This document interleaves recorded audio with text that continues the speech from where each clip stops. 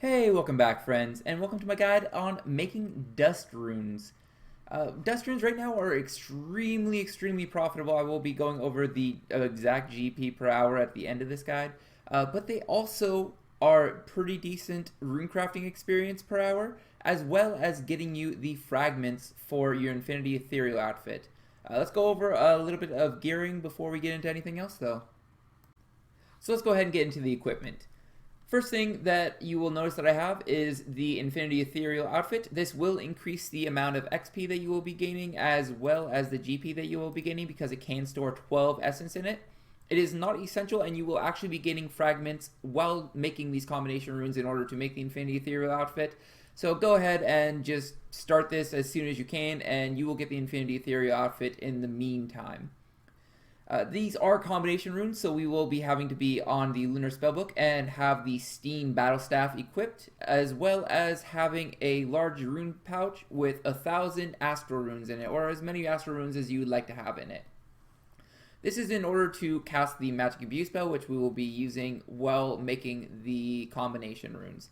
Another thing that is useful for combination runes is the Binding Necklace. This will greatly increase the amount of XP and GP per hour you'll be getting, so highly recommended to have that on, as well as some sort of ring that will teleport you to a bank. I personally enjoy the Tokal Zo. Ring of Dueling also works. It is up to your discretion. I currently have the Wicked Cape on. That is just for a slight amount of weight reduction. Not super essential if you have a high level of agility, but if you are low level agility, any weight reduction is useful. Next up is going to be the inventory. In my inventory, I have air runes. This is going to be essential for making the combination runes because we will be going to the earth altar. The earth altar is easy to get to as long as you have some lumberyard teleports. They get you extremely close to the earth altar. You are going to want as many pouches as you possibly can have in your inventory because these obviously store a large amount of essence, as well as much pure essence as you could possibly have in your inventory as well.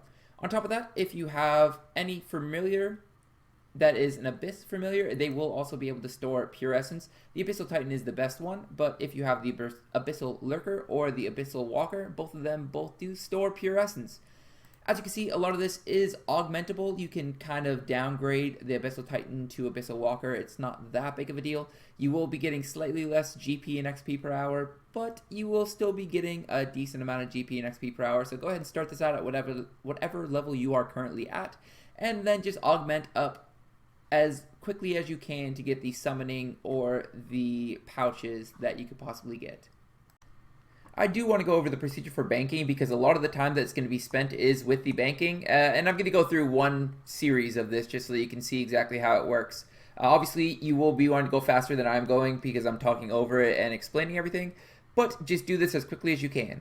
First thing you're going to want to do is go into the bank and fill up all of your pouches. If you have them all the way to the left like this, it makes it really easy to fill them all up because the right-click fill option automatically puts you over top of the next pouch. Next thing you're going to do is set your preset so that when you hit one button, it will automatically bring out all your pure essence in your inventory as well as your Abyssal Titan. Now this step is additional if you have the Infinity Ethereal outfit. You're going to have to go back into the bank because unfortunately filling it from the bank does close out of the bank. So you're going to have to fill that up separately. It takes like an extra second or two per trip, but it's definitely worth it for the 12 extra essence that you can put in the Infinity Ethereal outfit. Next up, you're going to want to read the Lumberyard Teleport really quick. If you put it on your preset, you could just click one button and it automatically does it. Then you're going to want to enter the mysterious runes right here. This is going to be going to the Earth Altar. Obviously, you don't need a talisman if you have the Infinity Ethereal outfit. If you do not, you're going to need a Wicked Hood. Next up is use the Magic Imbue. Again, put it on your action bar to save a little bit of time. And use an air rune on the altar. This is going to be to make dust runes. If you accidentally do not use an air rune on the altar, you will accidentally make earth runes instead. Definitely a bad thing because earth runes are worth quite a bit less than dust runes. Next up, you're going to teleport back to whichever bank you choose. I use the Tokal Zo ring as I previously mentioned. One nice thing about the Tokal Zo ring is if you actually go to the main plaza, there is a summoning obelisk pretty close to one of the teleports on this ring. And then there's a couple other teleports that put you pretty close to a bank. For some reason, I just personally like to use the fight caves. It's probably not the best option because this banker does move around a little bit. but it's just what I have the habit of. And then you go back into the process. I have already made about 5,000 of these things, so I am going to do all the math, going to go ahead and sell it on the GE so I can get current prices for all these things. Wanted to start off by showing you all the prices that I have been working with. I sold quite a bit of the dust runes for 772 GP each, and then all the other things you can see how much I used for all my calculations. And I am going to go over two different situations. First situation I'm going to go over is the mid-level player. For the mid-level player, I'm going to be talking about 62 summoning for the Abyssal Lurker. Going to assume that you have the giant pouch, but not the massive pouch, so you need 75 rune crafting for that. 82 magic, obviously, for magic imbue, because that is absolutely necessary for this. And lunar diplomacy for the lunar spellbook. With all of that, though, you will be making a gross profit of about 7.1 million GP per hour. From making a little bit over 9,000 dust runes per hour. Unfortunately, this is about 2/3 of the amount of dust runes that you can make from a high-level player, just because you can only make 64 essence per trip instead of 101. But your costs are going to still be relatively equivalent to a high-level player, just because a lot of the cost comes from like the teleports and stuff like that don't really change depending on how many essence you have per trip.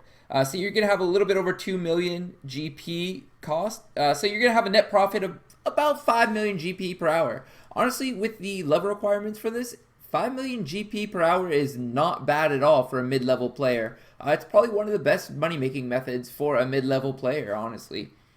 And let's go ahead and get into the high-level player. That means you're going to have all the necessary things, including the elite outfit and the highest summoning level, the giant and massive pouches. You're going to get 101 essence per trip, as I just mentioned. So you're going to be able to make 14,500 dust runes per hour, assuming that you have 25-second trips, which is very, very doable if you have a good internet connection. That is going to bring you up to 14,500 dust runes per hour, or a little bit over 11 million GP per hour of gross profit.